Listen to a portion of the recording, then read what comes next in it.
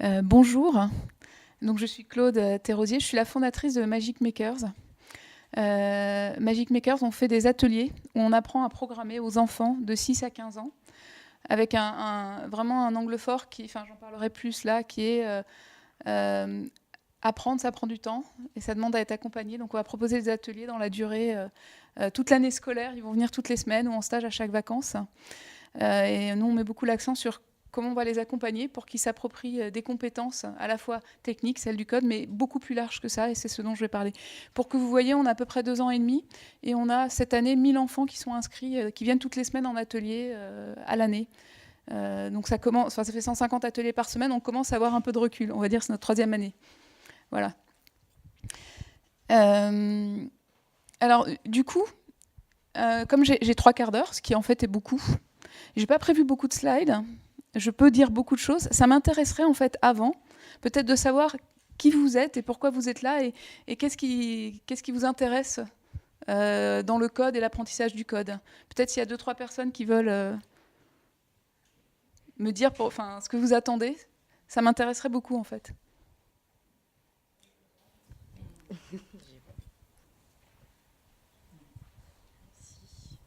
Bonjour, en fait moi je suis maman d'un fils qui a 1 an. Donc je m'intéresse déjà qu'est-ce qu'il va devoir apprendre pour pouvoir être heureux et pouvoir être un citoyen actif plus tard. Et il se trouve aussi que je suis en reconversion professionnelle et que je m'intéresse beaucoup au digital et à comment en fait, que ce soit en tant qu'enfant ou en tant qu'adulte, on peut vraiment être acteur de notre monde. Et je pense que maîtriser le code ou au moins, c'est une façon d'apprendre à apprendre. Et donc je pense qu'à tout âge, on apprend à apprendre et le plus tôt, on commence, et mieux c'est. Je pense. Donc, voilà. Merci. Bonjour, je m'appelle Kako. Je suis aussi maman de 2 ados, moi, 13 et 16 ans, donc ça m'intéresse pour eux. Et par ailleurs, j'ai le projet de créer un collège alternatif. Et du coup, je m'intéresse à cette pédagogie-là. Merci. Il y a quelqu'un là? Quelqu'un d'autre? Oui.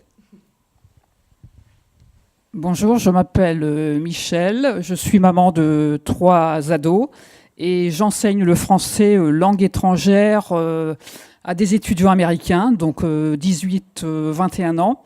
Et moi, ce qui m'intéresse, c'est ce qu'on fait pour les très jeunes, qui ne sont pas encore de l'âge de mes enfants, mais ça fait rien, j'aime savoir comment évoluent les choses et ce qu'on peut apprendre maintenant très jeune. Ok, merci. Est-ce qu'il y en a d'autres qui veulent s'exprimer ? Moi, je voudrais bien aussi, s'il n'y a personne, juste parce que moi, je m'intéresse beaucoup à la pédagogie active. Je viens du monde des techs.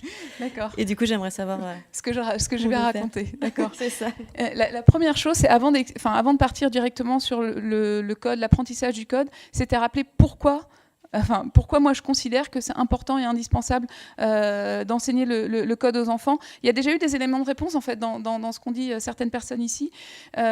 Le premier constat, j'espère que tout le monde le partage, c'est qu'aujourd'hui, l'informatique est devenu un outil extraordinaire et présent dans toutes les activités humaines. C'est-à-dire qu'il n'y a pas un secteur d'activité dans lequel on ne s'appuie pas de près ou de loin sur des programmes. Il se trouve que moi, j'ai fait une école d'ingénieur il y a 20 ans. Et un jour, je me suis rendu compte que je comprenais le monde actuel parce que j'avais appris à programmer quand j'avais 20 ans, même si je n'avais plus jamais programmé après. Et je me suis dit, mais déjà, il y a 20 ans, il y avait pas mal d'informatique, mais aujourd'hui, quel que soit le secteur, la musique, la médecine, quoi qu'on veuille faire dans la vie, que ce soit sur le plan privé ou professionnel, à un moment, si on veut que ça ait un impact et que ce soit efficace, il faudra coder quelque chose ou il faudra que quelqu'un code quelque chose. Et je me suis dit que c'était pas normal qu'il faille faire des études supérieures pour comprendre ça. Pour se rendre compte de ça et se sentir capable de le faire. Je me suis aussi souvenue de la manière dont j'avais appris à programmer en école d'ingénieur. Et à la fois, c'était très gratifiant parce que quand on sait programmer, on se crée des choses. Et donc, c'est un exercice intellectuel extrêmement gratifiant. Et à la fois, c'était un peu rude. J'ai mis un peu de temps à comprendre ce que je faisais, en gros.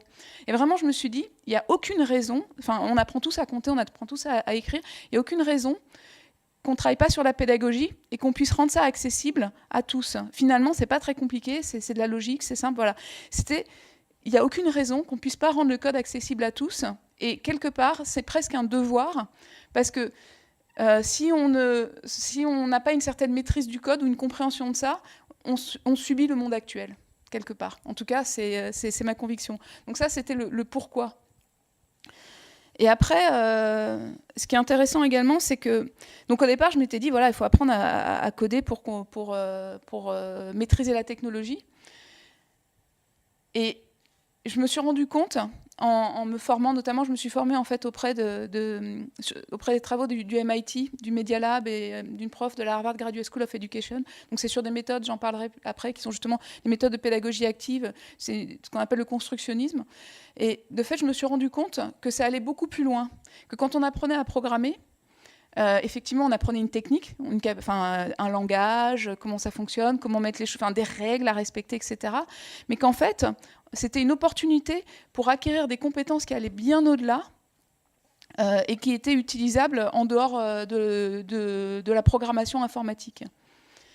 Et c'est un peu de ça dont je vais parler. Fondamentalement, en fait, l'idée, c'est de se dire qu'on n'apprend pas à coder comme une fin en soi, mais qu'on apprend à coder parce que c'est un moyen pour créer des choses. En fait, on acquiert du pouvoir, de fait. Effectivement, coder, ça va permettre de créer des... Aujourd'hui, on utilise en fait des objets numériques tout le temps, que ce soit des jeux, l'appréhension des enfants passe par les jeux, mais finalement, on passe énormément de temps sur une application, sur Internet, etc. À partir du moment où on sait coder, s'il y a un besoin, on sait y apporter une solution concrète et on sait le faire soi-même. On a du pouvoir. Et se rendre compte que tout ce qu'on utilise a été codé par quelqu'un, c'est pas de la magie, c'est pas une boîte noire, ça a été fait par des gens comme vous et moi en fait, pas des demi-dieux, des gens comme vous et moi, simplement des gens qui ont appris quand ils étaient plus jeunes et qui ont beaucoup pratiqué. Je trouve que ça dédramatise le truc, c'est important. Et ça permet en fait, quand on s'adresse à des enfants, en fait c'est très normal pour un enfant de vouloir s'approprier les objets qu'il manipule. Le jeu sert à ça en fait. Il va jouer avec des jeux, mais il va en inventer tout le temps. Il va inventer des histoires. Il va imiter ce qui se passe autour de lui, etc. Quand vous pensez que les enfants aujourd'hui sont extrêmement excités par les jeux vidéo, je pense que vous partagez ce constat. Qu'en général, on voit qu'ils ont envie d'utiliser la tablette ou l'ordinateur, etc. Et ben vous vous rendez compte que, moi je me suis rendu compte parce que je l'ai fait dans la pratique. Quand vous dites à un enfant, mais tu sais les jeux auxquels tu joues, tu peux les créer toi-même, c'est possible. Et tu peux même déjà tout simplement les modifier, les créer, les inventer. Ça génère en fait une réaction chez eux très très forte qui m'a presque surprise, moi, parce que je l'ai vécu dans plein d'ateliers. En fait, j'ai fini par me rendre compte que c'est parce que ça répond à un besoin implicite très très fort d'appropriation du monde dans lequel on vit. Et c'est pour ça que c'est important aussi de le faire jeune, parce que c'est le moment justement où on apprend à comprendre le monde et à le maîtriser. Ces apprentissages, on les fait en permanence, mais très, très jeunes. Et donc, d'où l'importance d'avoir cette appropriation de la technologie enfant et pas quand on a 20 ans. Quand finalement, son schéma d'appréhension du monde et aussi de raisonnement est déjà un peu plus posé, on va dire. Donc voilà, c'est ça. En fait, mon rêve, c'est que tous les enfants se disent qu'ils sont capables de créer ce qu'ils veulent, ce qui est important pour eux, avec la technologie. Alors là, c'est un slide sur lequel, normalement, je peux tenir à peu près une demi-heure, je pense. Je pense que c'est celui qui vous intéressait. Qu'est-ce qu'on apprend quand on apprend à programmer ? Alors déjà, là, c'est le moment de faire une petite pause et à nouveau d'interagir peut-être un peu plus avec vous. Qui, dans cette salle, a déjà programmé ? Ah, c'est pas mal. Je trouve que c'est plutôt un bon score. Qui, dans cette salle, ne sait pas ce que ça veut dire que programmer ? C'est un excellent score, ça. Vous n'êtes pas représentatif du tout. Du coup, ça m'évite... Du coup, ce n'est peut-être pas la peine que je réexplique ce que c'est que programmer ? Alors, on a la vidéo qui est vous êtes enregistrée dans le même temps et du coup, ce sera rediffusé. Donc, peut-être que vous pouvez le faire. Alors, la Colin, je te demande de me dire si je dis des bêtises. En fait, je travaille beaucoup aussi avec Colin par ailleurs. On a tout un gros projet ensemble. Programmer, moi, je le résume de façon très simple. Programmer, en fait, c'est juste donner des instructions à une machine qui est l'ordinateur pour qu'elle les exécute à votre place. Ce n'est que ça, en fait. C'est globalement, l'ordinateur est une machine qui est très bête. On va pouvoir lui dire ce qu'on veut qu'elle fasse pour qu'elle le fasse à notre place. Par contre, ce qui est sympa, c'est qu'elle va le faire beaucoup plus vite que nous et elle va pouvoir traiter beaucoup d'informations Et finalement, la complexité de ce qu'une machine va être capable de faire, c'est la complexité qu'on y aura mise nous. Et donc, programmer, ça veut dire déjà décider ce qu'on veut que la machine fasse pour nous, concrètement. Et après, il faut réfléchir pour identifier la séquence d'instructions qu'on va donner, qu'on va formaliser, qu'on va implémenter dans la machine, pour qu'elle arrive au bon résultat. Donc c'est un exercice de logique intellectuelle très fort, enfin et une façon de raisonner très structurée finalement. Et ça, pour le coup, c'est extrêmement formateur. Parce qu'il y a plein de disciplines où on n'est pas obligé, en fait, où on peut se permettre de l'ambiguïté. Là, on ne peut pas se permettre d'ambiguïté. On ne peut pas se permettre d'ambiguïté parce que sinon ça ne marche pas et on le voit. Enfin, et là, il n'y a pas de jugement de valeur. Il y a juste ça marche ou ça ne marche pas. Donc c'est un exercice de rigueur intellectuelle extrêmement intéressant, extrêmement formateur. Et d'ailleurs, ça pousse aussi à clarifier son objectif, qui en soi est déjà une compétence. Être capable de déterminer le résultat qu'on veut obtenir, c'est déjà le premier pas pour l'atteindre. Donc là, je voulais commencer par vous parler des compétences techniques, mais je suis déjà en train de partir sur les compétences transverses qu'on acquiert quand on apprend à coder. Il y a vraiment cette compétence autour de « je suis capable de mener un projet de bout en bout », en partant de mon idée de départ, en identifiant ce que ça veut dire.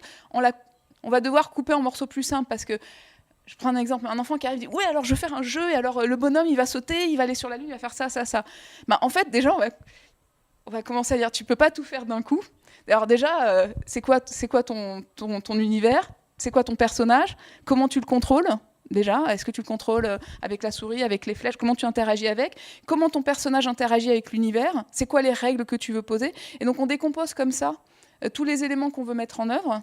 Et après, pour chaque élément, on va aller trouver la solution de comment on va l'implémenter. Et on va faire appel d'ailleurs à plein de compétences d'autres disciplines, beaucoup à des maths. Là, je reprends encore l'exemple des jeux parce que c'est un exemple comme il parle beaucoup aux enfants, c'est extrêmement, c'est un exemple qu'on utilise énormément. Mais dans les jeux, en fait, quand vous avez des jeux de tir, par exemple, c'est de la balistique. Quand vous avez un jeu comme Flappy Bird où vous avez un petit oiseau que vous faites monter ou descendre en appuyant sur la touche espace. Je ne sais pas si tout le monde connaît Flappy Bird, mais ou tous ces jeux en fait où vous avez un personnage et vous le faites sauter en appuyant sur la touche espace, et si vous arrêtez d'appuyer, il tombe. En fait, vous simulez la gravité quand vous faites ça. Donc vous faites aussi intervenir, vous pouvez faire intervenir aussi des concepts physiques. Donc c'est tout ça pour montrer que vous allez devoir décomposer ce que vous voulez atteindre en éléments plus simples, et pour chaque élément trouver des solutions, et pour ces solutions vous appuyez sur des compétences qui sortent complètement, bien entendu, du champ de l'informatique, que ce soit des maths, de la physique, ça peut être des langues, ça peut être du scénario. Quand on fait un jeu, on fait un scénario, donc on invente une histoire. Donc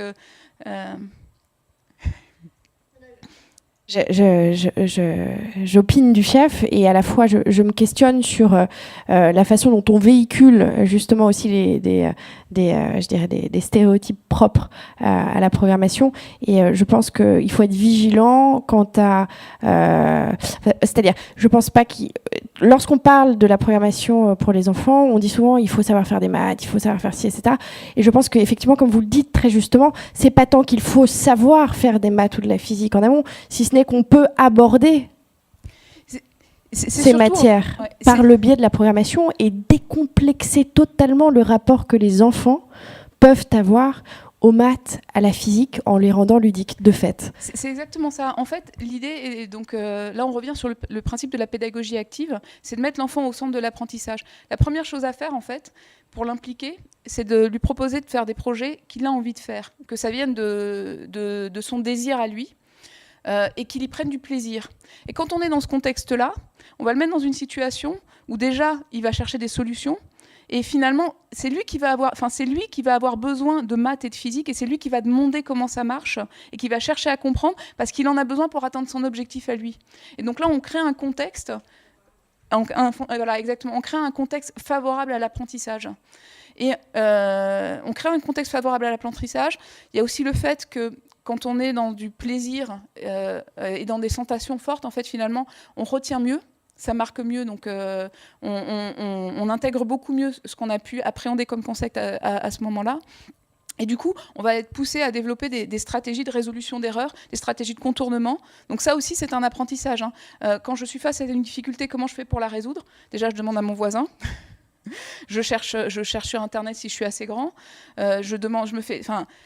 J'essaye autre chose. J'essaye déjà. Et puis si ça marche pas, j'essaye autre chose. Voilà, toutes ces stratégies-là qu'on va être amenés à développer sont des stratégies qui, encore une fois, sont des modes de fonctionnement qui sont largement transférables et réutilisables dans tous les domaines, extrêmement utiles à avoir dans le monde actuel. Donc je ne sais pas si ça répond à la question. Non seulement ça répond, mais j'y crois et dur comme fer, puisque je suis moi-même une reconvertie. Mais voilà, la notion de plaisir, je pense qu'elle est fondamentale, centrale, et le fait que tout à chacun, tout à chacune, n'importe quel enfant, bon en maths, pas bon en maths, c'est un peu se saisir de l'outil sereinement. Après, il ne faut pas se leurrer, le rôle de l'éducateur est important aussi, justement, pour créer ce contexte-là. Pour créer ce contexte d'apprentissage où on va pouvoir laisser de la marge de manœuvre de créativité aux enfants et en même temps les accompagner quand ils rencontrent des difficultés pour les aider à débloquer, à les surmonter et justement à acquérir ces stratégies de résolution d'erreurs. Donc là, on revient sur les problématiques de pédagogie active, en fait, où finalement le rôle de l'éducateur va bouger un peu. Il va être un rôle d'accompagneur, en fait, d'accompagnateur. C'est celui qui va créer un contexte de bienveillance, un contexte où il n'y a pas de problème si on se trompe, où on a le droit d'essayer et où on va accompagner les enfants. Et en même temps, il y a quand même un sujet qui est que l'informatique, on est sur des sujets qui deviennent complexes. Là, Colin en parlerait bien mieux que moi sur la science informatique en tant que telle. Donc il y a aussi un sujet qui est de les accompagner progressivement vers de plus en plus de complexité, à la fois technique, à la fois dans la taille des problèmes qu'ils vont gérer, etc. Et ça aussi, ça se pense dans le rôle de l'éducateur. Comment, en fait, ce qu'on va leur proposer de faire semaine après semaine va à la fois leur permettre de s'impliquer, et à la fois va les semi-guider ou va les accompagner vers de plus en plus de complexité qu'ils s'approprient par eux-mêmes.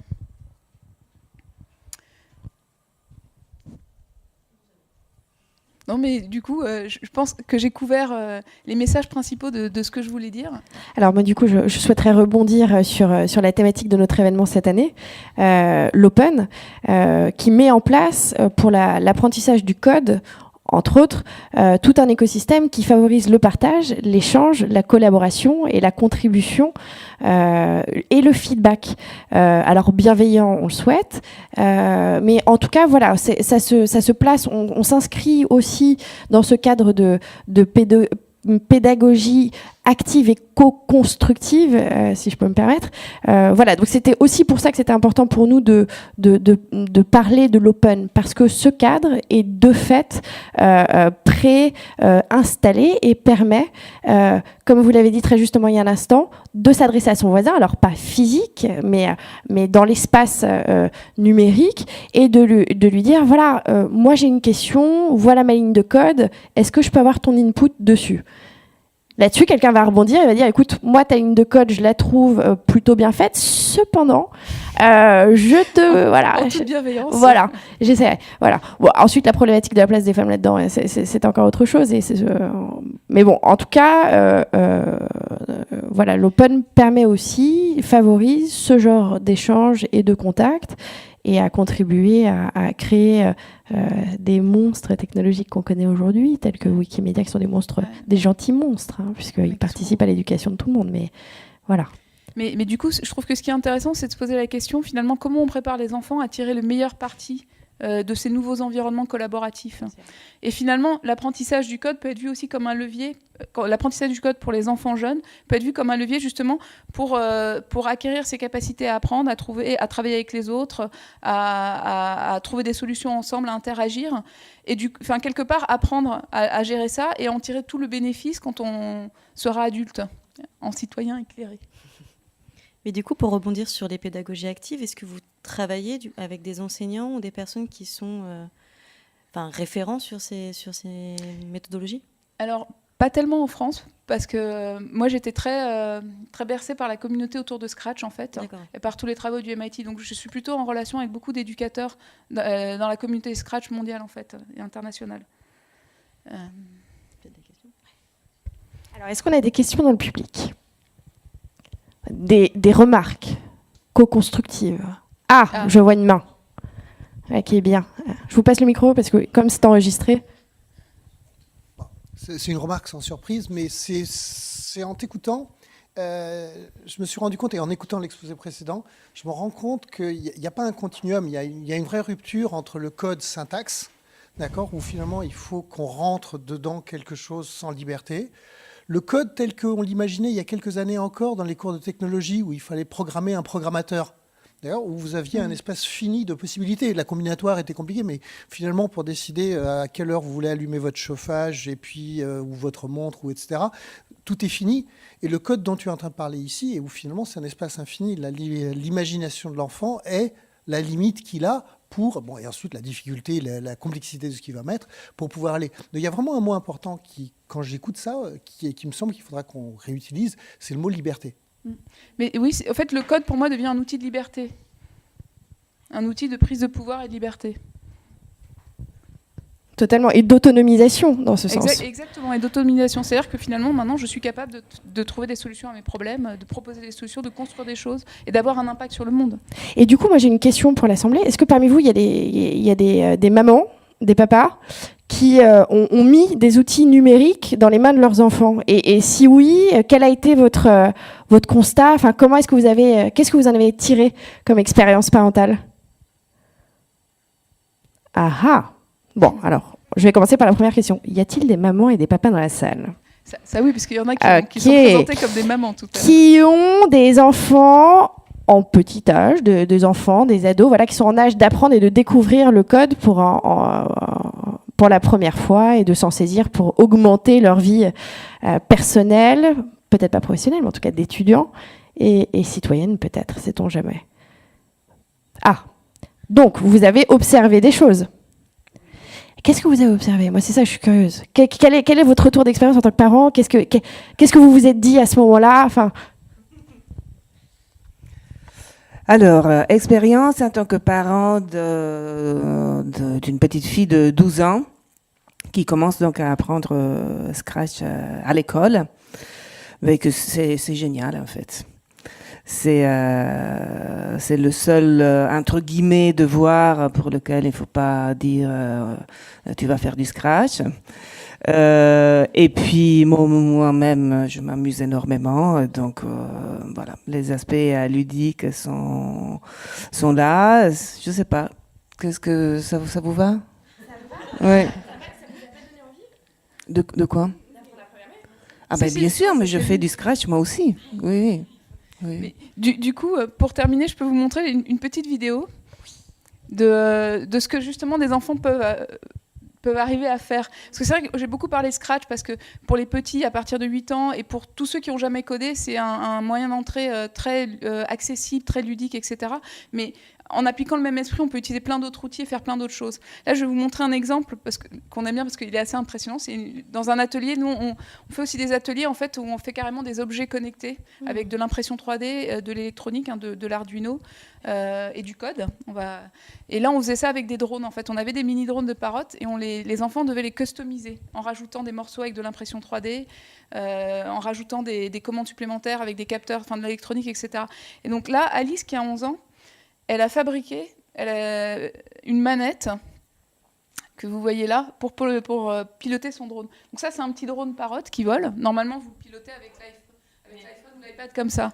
Et elle, ce qu'elle a fait, en fait, c'est qu'elle a conçu cette manette, elle l'a imprimée en 3D, elle a monté le petit circuit. Donc là-dessus, ce que vous voyez, en fait, c'est un microprocesseur Arduino. C'est ce qu'on utilise pour faire des objets électroniques. Et qu'est-ce que c'est qu'un Arduino? Un Arduino, c'est une puce électronique comme ce que vous pouvez avoir dans un ordinateur, un peu plus simple, et qui est utilisé pour concevoir des objets électroniques, des objets intelligents. La plupart des startups utilisent Arduino pour faire leur prototypage, on va dire. Et donc c'est comme un mini ordinateur en fait. Donc là vous voyez le petit fil jaune, elle a connecté un bouton à cet ordinateur là. Et après avec la tablette là, c'est du code en fait, un peu comme Scratch. Elle a programmé pour que quand on appuie sur le bouton, ça communique en Bluetooth, ça envoie l'info au drone de décoller. Et après il se trouve que dans l'Arduino, comme dans votre téléphone, il y a un accéléromètre. C'est un composant qui détecte l'inclinaison.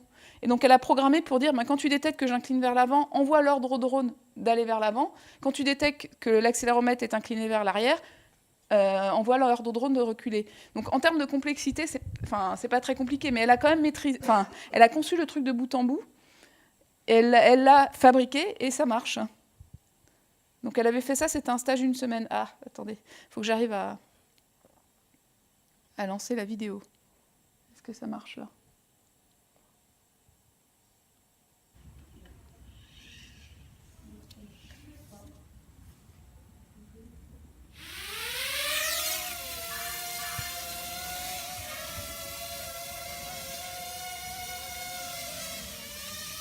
Yes. Ça, c'était pour vous donner un exemple de ce que les enfants sont capables de faire. Voilà. Oui, alors, et je me permets de... C'est une petite fille. Ouais, c'est fantastique. Et du coup, je me permets de rebondir sur la question de l'Arduino. Donc, l'Arduino est disponible en ligne. Vous pouvez l'acheter à peu près, à partir du moment où vous avez une tablette, peu importe, un support numérique qui vous permet de vous connecter au web. Vous allez sur le site, vous commandez l'Arduino et, surprise, tout est open source, c'est-à-dire que vous pouvez vous saisir de l'outil et découvrir comment est-ce qu'on programme un Arduino. C'est expliqué assez simplement. Il y a des kits pour les enfants, il y a des kits pour les adultes, il y a des kits pour faire plein de choses. Donc n'hésitez pas, si la petite fille de 12 ans qui fait du Scratch veut rajouter de l'Arduino avec, c'est sans problème. Ça va venir. Est-ce qu'on a des questions ? Oui.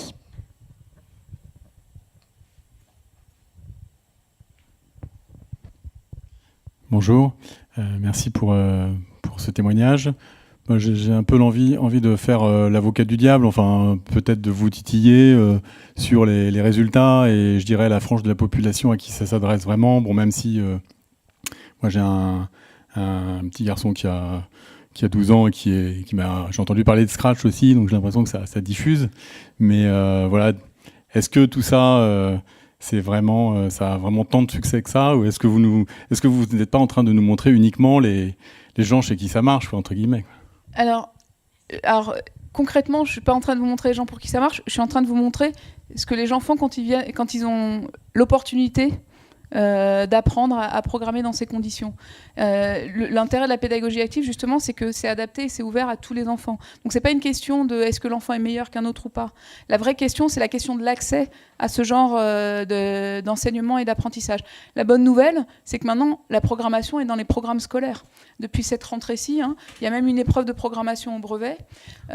C'est conseillé dès le primaire. Et il y a de plus en plus de ressources. Et d'ailleurs, c'est pour ça que je travaille beaucoup avec Colin. C'est que justement, nous, chez Magic Makers, on a monté une méthode pédagogique, mais finalement, elle ne peut toucher que les gens qui vont s'inscrire dans nos ateliers. Et l'idée, c'est de voir comment on peut diffuser ça beaucoup plus largement sur le territoire. Et grâce à Colin et à INRIA, on a monté un projet avec la Caisse des dépôts qui s'appelle ClassCode. On fait une formation en ligne gratuite sur la plateforme d'Open Classroom, qui est partenaire aussi, qui s'adresse à tous les professionnels de l'éducation qui ont donc l'habitude d'enseigner à des enfants, que ce soit des professeurs ou des animateurs du périscolaire, ou parfois des parents bénévoles, en fait, mais qui ne savent pas ce que c'est que programmer, pour les initier à la pensée informatique, ce que c'est, et voir comment ils vont pouvoir transmettre ça, adapter ça à leur contexte pédagogique et le transmettre. Et la grande innovation de ce projet ClassCode, donc les contenus pédagogiques sont conçus par Magic Makers et INRIA. Nous, on se base sur ce qu'on a fait, mais on travaille beaucoup avec INRIA sur expliquer les concepts informatiques, la vision historique et les enjeux sociétaux, donner vraiment du recul par rapport à ça.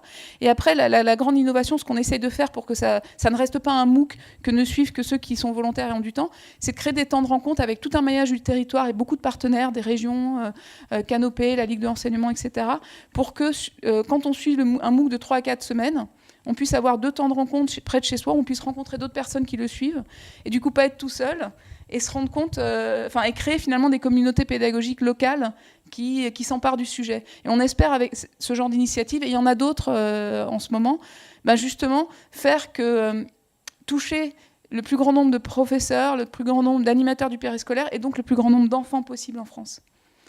Voilà. Ok, est-ce qu'on a d'autres questions ? Non. Est-ce que tout le monde est familier avec l'INRIA ? Est-ce que tout le monde sait ce que c'est que l'INRIA ? J'entends bien, mais enfin, on parle d'une entité et il faut peut-être expliciter. C'est vrai, je m'en excuse. Non, il n'y a pas de souci. Mais du coup, je propose à Colin peut-être de venir nous raconter en 30 secondes ce qu'est l'INRIA, pourquoi est-ce que vous travaillez tous les deux, et c'est important parce que ce dont on se rend compte, c'est quoi? De ce que vient de dire Claude, c'est qu'il y a une ébauche de structuration, il y a une organisation qui se met en place, et ça dépasse le cadre simple de l'initiative personnelle. On va comprendre pourquoi dans une seconde quand Colin va nous expliquer ce qu'est l'INRIA aussi. Ça participera de la compréhension globale. Je vais essayer. Je ne suis pas INRIA, pour commencer, mais ça ne fait rien. Il se trouve que ce projet qui a été monté par INRIA, je fais aussi partie de ceux qui, avec Claude, qui l'ont écrit, et donc ensuite on s'est retrouvé en train de le copiloter. Un mot quand même, c'est effectivement ce que dit Claude, c'est passionnant. On voit le côté humain de la personne qui est devant les enfants. Et la très bonne idée qu'elle a eue, c'est de se demander, est-ce que ça ne peut pas te servir de support pour démultiplier? Parce que votre question, elle est juste. On peut être jaloux quand on n'est pas à Paris en train de se dire, mais pourquoi moi, je n'ai pas droit à ça? Donc la vraie question, c'est comment est-ce qu'on peut démultiplier ça pour que ça aille partout? Et là, il faut comprendre un truc, c'est que toutes les initiatives sur l'éducation du numérique en France sont coincées devant un vrai problème, qui est que les enseignants ne sont pas formés pour ça. L'impasse a été faite pendant des années. Alors c'est un cercle vicieux, assez curieux. C'est-à-dire que pendant des années, les enseignants n'ont pas été formés parce qu'il n'y avait pas assez d'ambition. Donc comme il n'y avait pas d'ambition, ce n'était pas la peine de les former. Et dès que quelqu'un avait un peu d'ambition, en fait, il se rendait compte qu'il ne pouvait rien faire parce qu'il n'y avait pas les enseignants. Donc le truc, tournait en rond. Ça fait 20 ans que ça tourne en rond comme ça. Et donc l'idée a été, il fallait le débloquer parce que bizarrement, ça ne pouvait pas venir d'en haut. Donc le déblocage, il est venu de ce projet Class Code, en train de se dire, très bien, on va faire un énorme effort pour donner les moyens de former les enseignants. Et c'est bizarrement en train de marcher, au sens où le ministère a commencé à avoir de l'ambition. C'est ce dont vous parliez tout à l'heure pour dire que ça commence à arriver en 6e, 5e, 4e. En fait, on le retrouve dans les programmes de l'école primaire et on le retrouve bien sûr au lycée. On trouve de l'informatique avec des noms différents, le code, la programmation, le codage, vous trouvez de tout. D'ailleurs, on va le trouver absolument partout.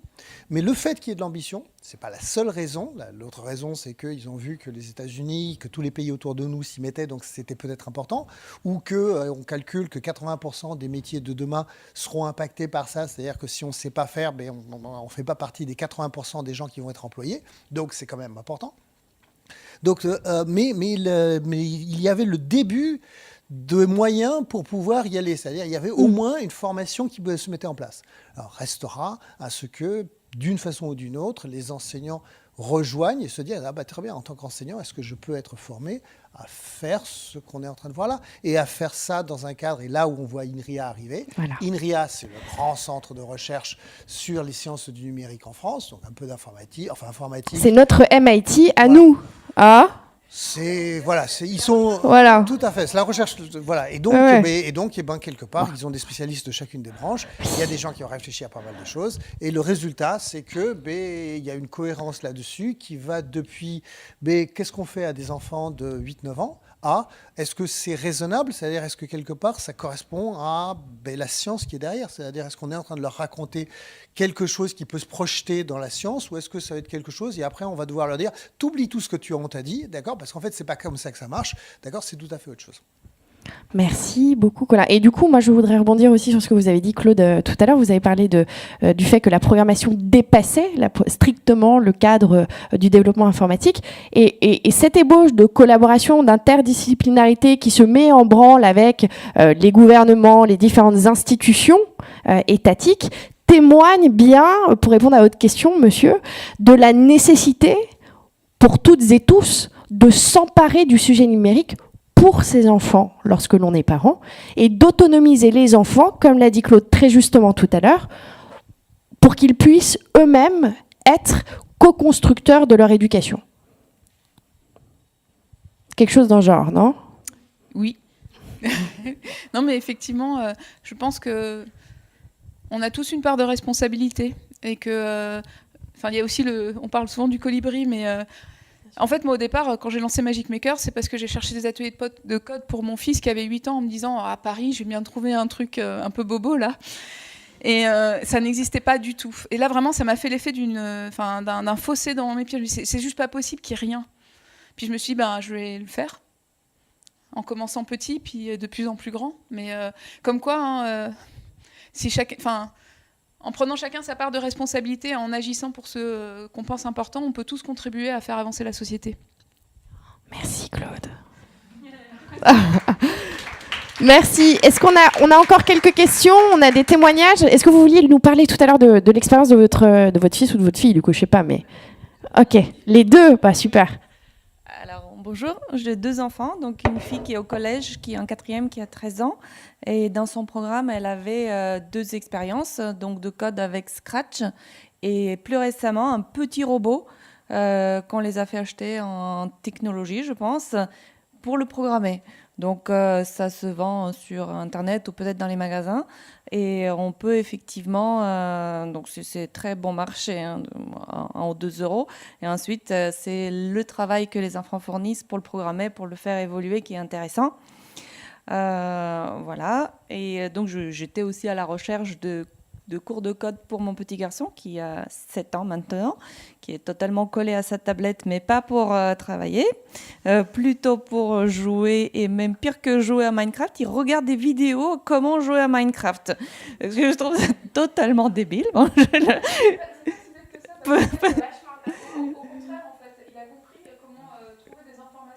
Ah, peut-être.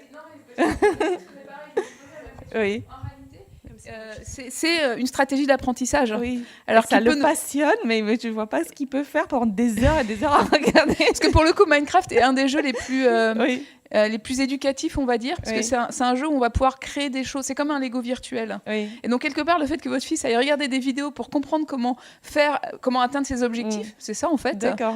En fait, c'est plutôt pas mal. Bon, j'irai voir en tout cas sur votre site pour des stages, pour qu'il fasse quelque chose activement. Ouais, bah là c'est une preuve de succès, carrément. Ça veut dire qu'il a compris, et c'est ce dont on parlait à l'instant, comment se saisir des outils du numérique pour augmenter ses compétences dans un domaine particulier qui l'intéresse spécifiquement, à savoir Scratch. Minecraft, pardon. Oui. Mais voilà, donc on est en plein dedans. C'est là, on parle de, alors à un autre stade de la vie, mais lors de votre carrière professionnelle, vous, tous ici, comment est-ce que vous faites pour vous former?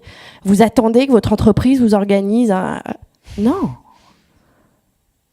Vous allez en tout cas, vous avez à votre disposition, si vous ne l'avez jamais encore fait, avec Open Classrooms, ils sont partis, je crois, mais voilà, notamment Open Classrooms met à disposition des adultes, des professionnels de tout genre, une batterie de ressources pour apprendre de nouvelles choses, pour augmenter ses compétences. Et voilà, ce petit garçon, dont j'ai pas retenu l'âge, enfin, qui est capable de se dire, moi j'ai envie d'en savoir plus, je sais ce que je fais. Je vais sur le net et je me débrouille comme un grand. Et c'est un grand. À ce moment-là, il a même des choses à apprendre au grand. Et je pense qu'on pourrait parler de reverse mentoring et de tout un tas de choses, mais voilà, il a beaucoup de choses à nous apprendre, votre fils. Et c'est très important et très intelligent. Oui. En parlant de formation, ce que tu viens de dire me fait penser à quelque chose qui rebouclera sur l'histoire de la parité. Il se trouve que je connais bien un environnement pour y avoir travaillé, formé des gens, c'est le milieu hospitalier, la PHP en particulier. Et ça a été une catastrophe publique nationale, la mise en place de la T2A, toutes ces différentes réformes qui ont été là pour le coup le public, je veux dire les personnes concernées sont massivement féminines, je pense aux infirmières. Et on a informatisé tout un tas d'opérations, en particulier des opérations de comptage, de bureaucratiques, qui ont été données en charge au personnel infirmier. Ça a été fait dans un contexte de surcharge de travail. Et donc typiquement là, on dit, tu viens de dire comment vous faites pour vous former, vous attendez pas que l'entreprise s'en occupe. Il se trouve qu'il y a des situations où l'entreprise doit s'en occuper et où les changements ont été faits sans que les moyens soient débloqués. Faut penser aussi, je veux dire, c'était l'occasion de... Alors, non seulement je te rejoins, mais c'est un sujet sur lequel j'ai bossé récemment avec Roxane, qui est ma collaboratrice par ailleurs. On a travaillé pour le ministère de l'Enseignement supérieur, et de la Recherche, et voilà, tout un cap digital, pour ne pas les nommer, sur la question de l'impact du numérique sur la formation en santé. Donc, c'est extrêmement vaste et c'est pas du tout notre sujet, mais ils sont en passe de comprendre. Et en tout cas, il y a un mouvement qui se fait en ce sens. On y reviendra peut-être ou pas. Colin. Je voulais revenir à cette question de jeu, parce que j'avais une anecdote qui me semblait amusante. Donc, c'est des collègues en Allemagne qui m'expliquent ça. Ils étaient en train de vouloir faire travailler sur des activités de programmation des collégiens. Et donc, ils voulaient les faire programmer des stratégies pour un jeu. Donc, ils avaient inventé un petit jeu et puis il fallait programmer la stratégie pour que Et donc, ils se sont retrouvés face à une classe et ils étaient trop nombreux. Donc, la classe, ils l'ont divisée en deux. Il y a eu certains qui sont allés apprendre à programmer des stratégies. Puis les autres, comme il y avait quand même assez d'ordinateurs, ils ont pu jouer. Donc, ils ont passé l'après-midi à jouer. Donc, certains ont joué avec ce jeu toute l'après-midi. Et les autres, ils ont appris à programmer des stratégies. Puis, en fin d'après-midi, ils ont fait un tournoi. C'est-à-dire les uns contre les autres. Il n'y avait pas photo. Ceux qui avaient programmé la stratégie ou qui avaient donc dû inventer des stratégies, peut-être même perdantes, mauvaises, d'accord, ont battu à plat de couture ceux qui avaient, eux, par contre, joué toute l'après-midi. Alors malheureusement, ça fait des années que je leur demande de documenter ça, parce que je pense que vraiment, c'est quelque chose qui rassurera pas mal de parents sur est-ce qu'on peut jouer et en même temps faire des choses. Voilà, c'est un exemple.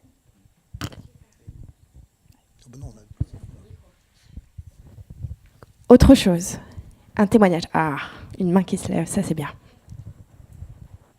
Je vais juste dire que j'ai commencé la formation Class Code. En fait, j'ai pas encore fait les temps de rencontre, mais j'ai appris des choses et j'ai commencé à m'amuser avec Scratch. Donc, je trouvais que c'était pas mal. Je suis pas dans le monde de l'enseignant et tout. Je suis une maman, du coup, curieuse. Voilà. Vous avez fait un temps de rencontre ou pas encore ? Pas encore, mais je vais en faire un bientôt. J'ai hâte de commencer le cycle sur les robots, là, ça m'intéresse. Et qu'on vient de mettre en ligne. Oui. Bonjour, moi je suis prof de maths en collège. Est-ce qu'il existe d'autres formations pour apprendre à coder en Scratch ? Et est-ce que vous pensez mettre en place des ateliers pour les adultes pour programmer en Scratch ? Alors, il y a deux questions. Magic Makers, non. Enfin, peut-être qu'on le fera un jour, mais c'est pas le même métier, en fait, de s'adresser aux enfants et de s'adresser aux adultes, qu'on a tendance à se focaliser sur ce qu'on fait bien. C'est déjà du boulot. J'ai quand même eu souvent la question après d'avoir des formations pour adultes. Parce que souvent, ça fait envie, en fait. Quand on montre ce que les enfants font, les parents se disent « mais moi aussi, j'aimerais être capable de faire ça ». Mais je n'ai pas forcément de réponse à cette question-là. Après,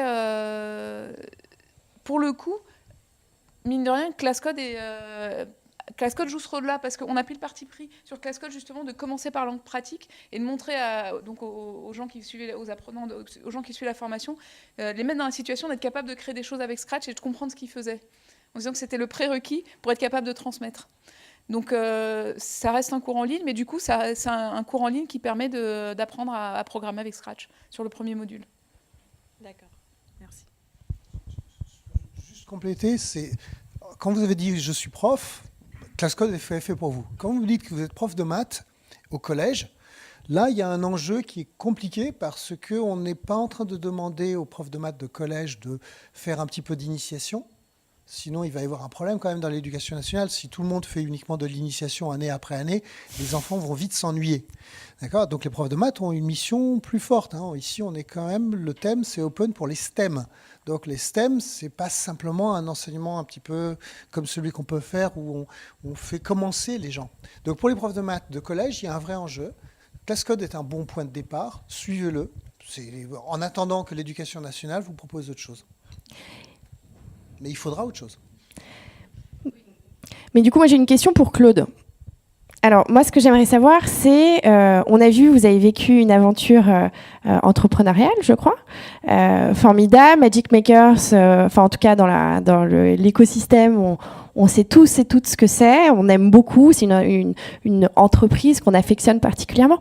C'est quoi le futur de Magic Makers ? Qu'est-ce qui va se passer ? Racontez-nous un peu. Le futur de Magic Maker, c'est de continuer à grandir. Enfin, moi, depuis le début, je me suis dit, si on arrive à faire quelque chose de bien, autant en faire que le plus grand nombre en profite.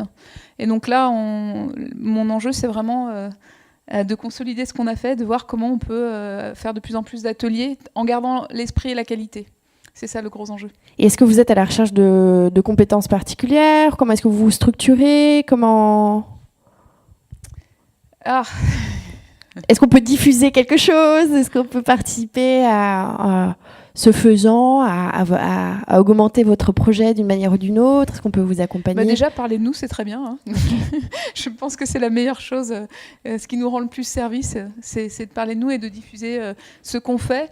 Et en général, j'aime à penser que les gens viennent après, non pas parce que c'est de la pub, mais parce qu'ils voient l'intérêt et qu'ils se disent que ça les touche. Parce que souvent, dans le cadre de l'ADA Week, on a des personnes ensuite qui viennent nous voir et qui disent « Mais moi, j'aimerais bien participer. En fait, au-delà de communiquer, j'aimerais bien participer et je ne sais pas comment faire. » Et dans ces cas-là, on est toujours un peu sur notre faim. Et on dit, écoutez, on va vous mettre en relation, mais voilà. Tu peux déjà nous mettre en relation. C'est vrai qu'en ce moment, on ne recrute pas. D'accord. On ne recrutera pas avant, je pense, au moins 6 mois. Mhm. Donc, je ne fais pas non plus...